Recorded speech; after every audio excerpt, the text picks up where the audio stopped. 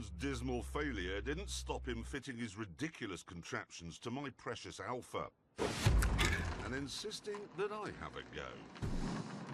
Think of the trouble Alfa Romeo went to make this car exquisite. Think of the trouble that Pirelli went to make the tyres grip properly. And then along comes Hammond with the bit. Typical Hammond.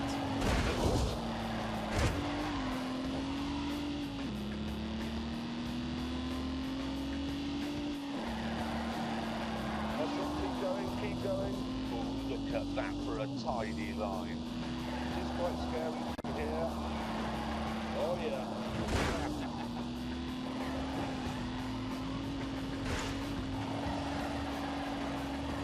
Ow, God, that looks tricky.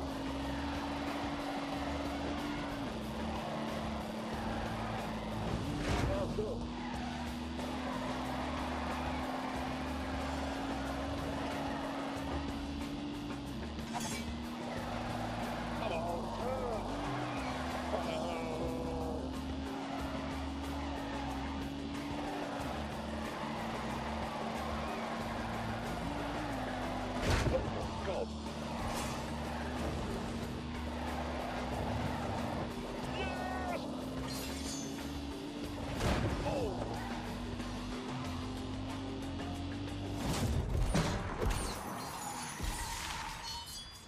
What was that noise?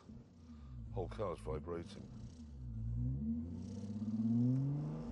Yeah, that's a massive vibration. Hammond, you blithering idiot! You totally ruined this car! An inspection of the undersides revealed some grim news. That has come off. So the prop shaft is now, well, it's still joining the gearbox or the transaxle to the engine, but by a thread. And if I did anything more than rev it like that, it's going to come off. If I'm driving along, and that's the end of the Alpha.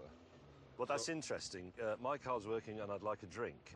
The hotel is about 25 miles away, so I think I'll get on with it, if you don't mind. You can't leave, no, you can't leave me now. What do you mean I can't leave you now?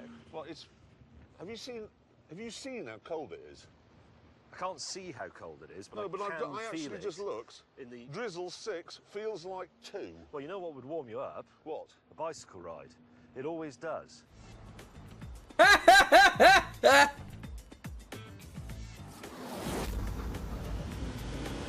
Hammond, you fucking idiot.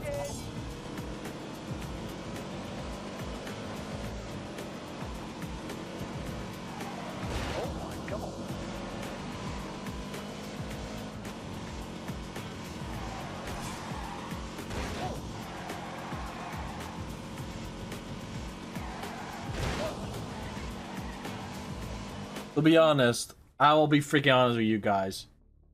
Even like saying like going on a bike ride keeps you warm, it's a fucking lie. How much you wanna keep like saying like, oh, but it keeps you warm and everything? It's a freaking lie. I always get cold on a bike. Like my hands are freezing to death. My legs and my body is still warm. It's just my hands. My hands and my face are like cold.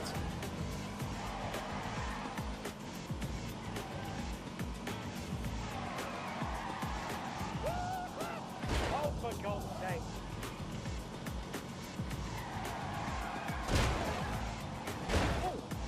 Oh.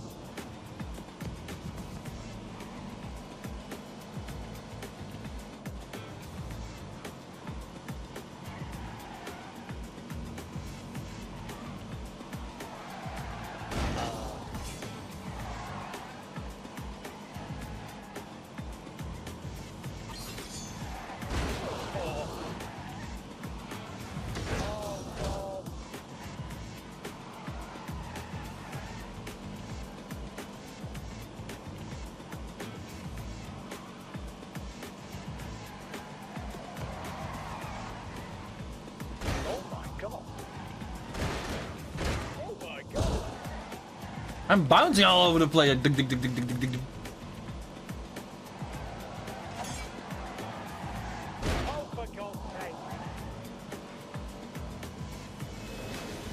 miles through this freezing middle of nowhere. Hey, Richard the Hamster Hammond. Is your car warm and dry? I'm just checking. Yeah, I'm warm and dry. You warm and dry? I'm very warm and dry.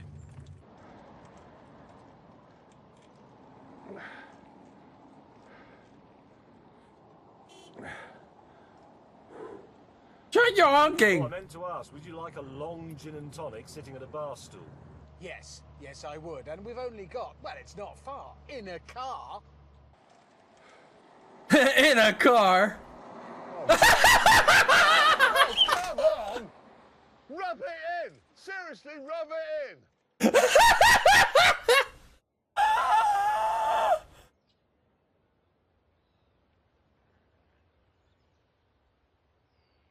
We're going to need to rehearse it.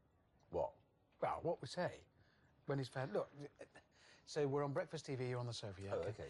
Good morning. With me now is James May, that's how to speak, who has just learnt of the sad demise of his co-host and colleague, Mr. Jeremy Clarkson. James, how do you feel that his body was found in a ditch with a bicycle this morning? Was it? Yes. No, that's not right, is it? No. Sorry, could you do that again? James, this is radio, okay? Good morning, 9:05. James May is with us. We only learnt this morning. There you go. Oh, bugger. What? All of that rehearsing, mate, waste of time. Ugh. Because he's outside right now, fighting with the bicycle lock by a fence. Oh, you look cold. It is cold. Oh, hell, why won't this work? Paper boys can work one of those, mate. Oh, Steve, I don't care. He's left the key in it. What Yes. a muppet. Oh, God. Oh, come on. Hammond! Hammond! Hammond! Fucking idiot!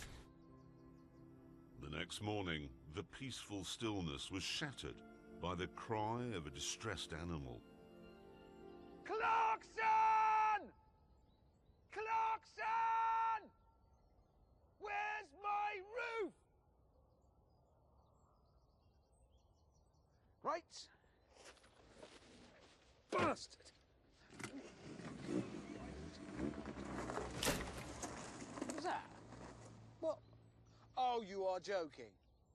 No. No. No. He hasn't. He's not that sick. Morning. What? Morning. Yeah, whatever. Oh! Why have you driven over your own roof? Clarkson. He's sick. Enjoy your day on your bicycle, bastard.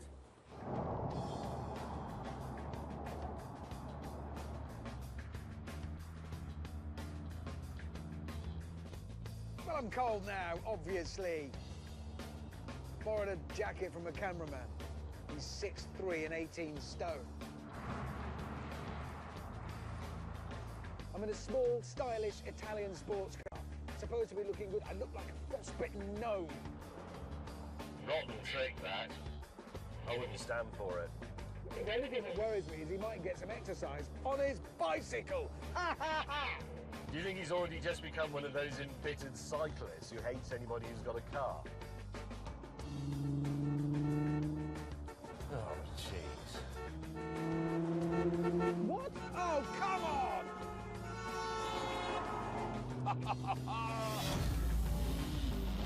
He's back! Right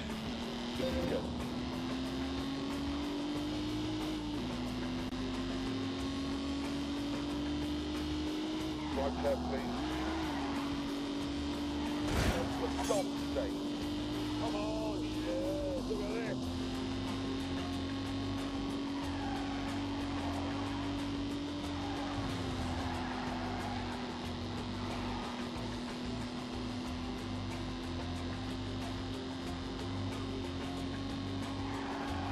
That's oh God!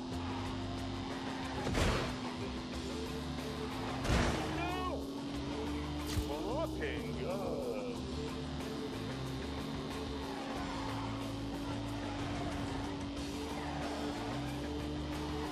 Oh, dearie me.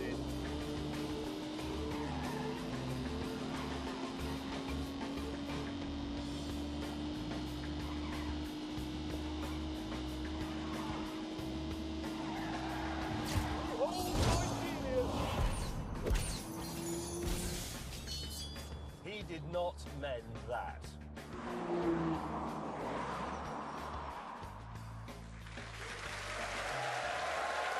What did he do? Very good.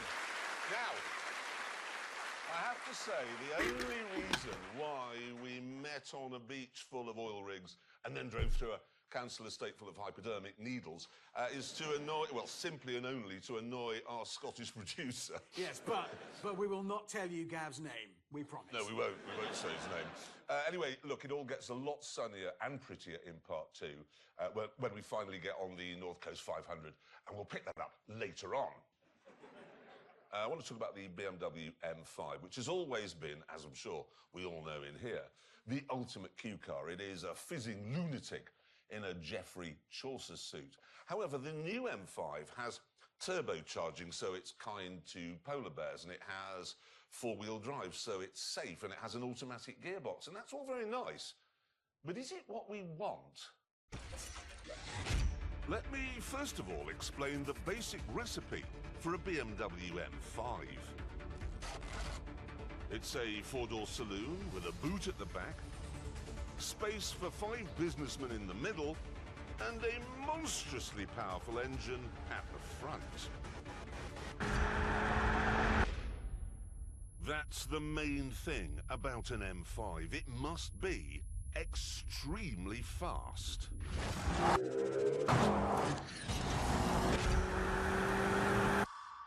On the face of it, then, the new version seems to tick all the important M5 boxes.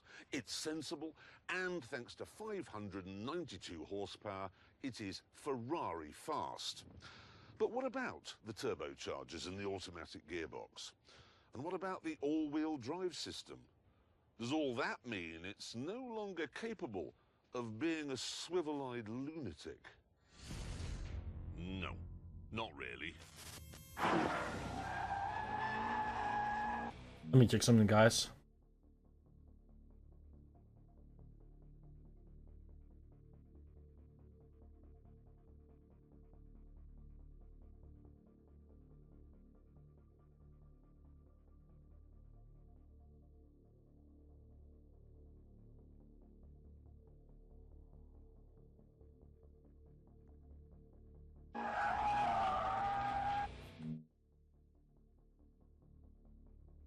Oh, give me a moment, guys.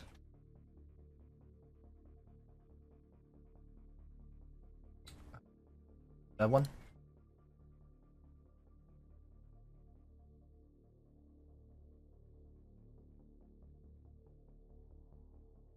Oh no, what shit. That's also I don't wanna. Thanks anyway.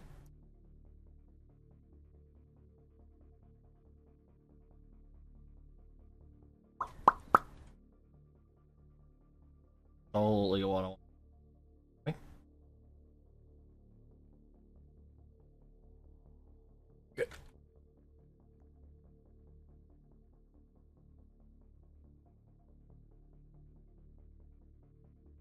Check my package. I want to know, and I want to be fully aware when my package is arriving. It's coming closer.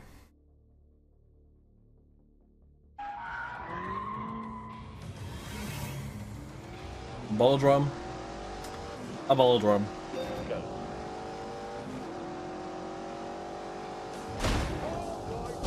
Don't like it this way. Why are you guys giving me this track in the reverse way? I like the way it was. Look at that for a tidy line.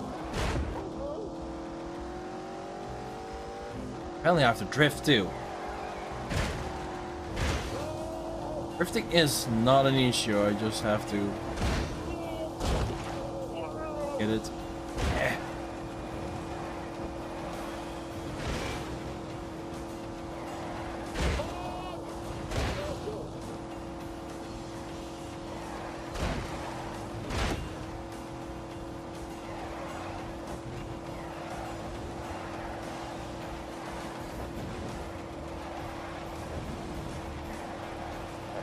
I beg them, drive fast. That will do.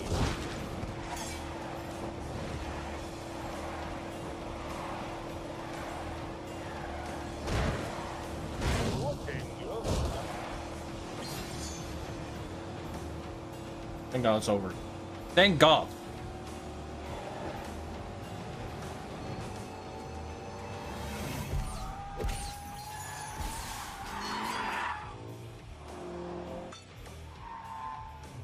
If you want it to do this all the time, you can actually turn off the four-wheel drive system.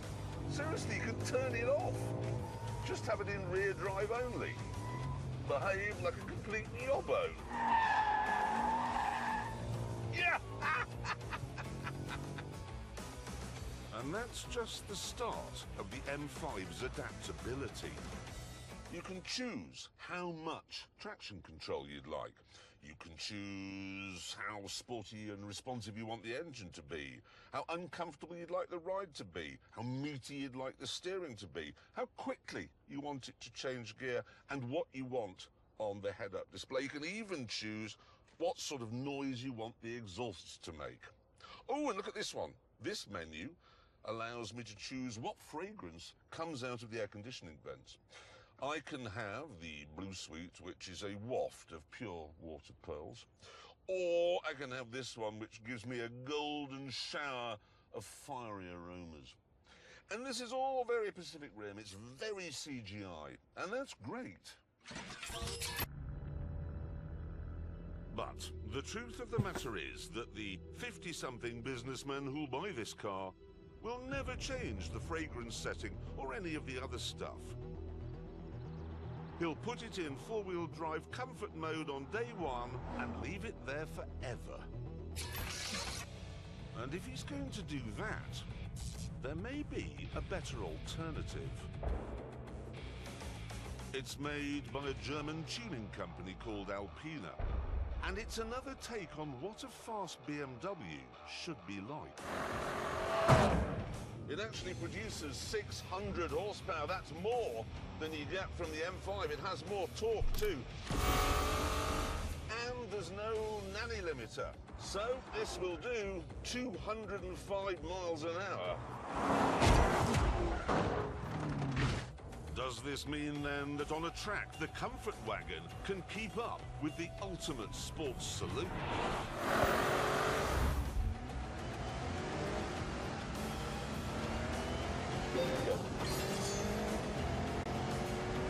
This car was not developed as a race track.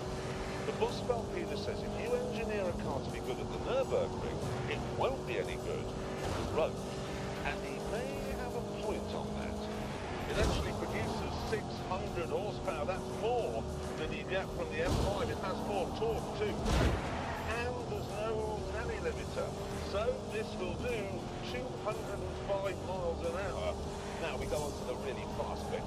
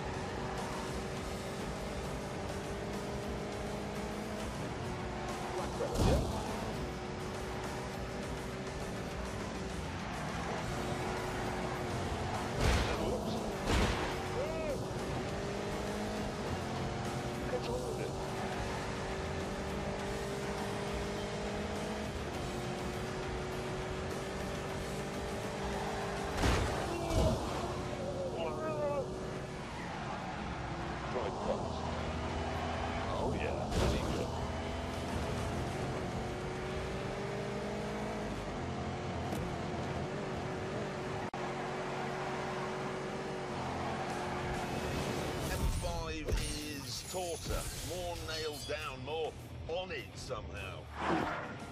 So, on a track, make no mistake, the M5 will pull away. In fact, it is doing. We're both cats, it's just that he's a cheetah and I'm a lion. If If then you care about shaving tenths of a second off your lap time at a racetrack, you're better off with an M5. But for going home on the M4 in the real world, which is what I'm about to do, I'd rather use the Alpina. So I shall.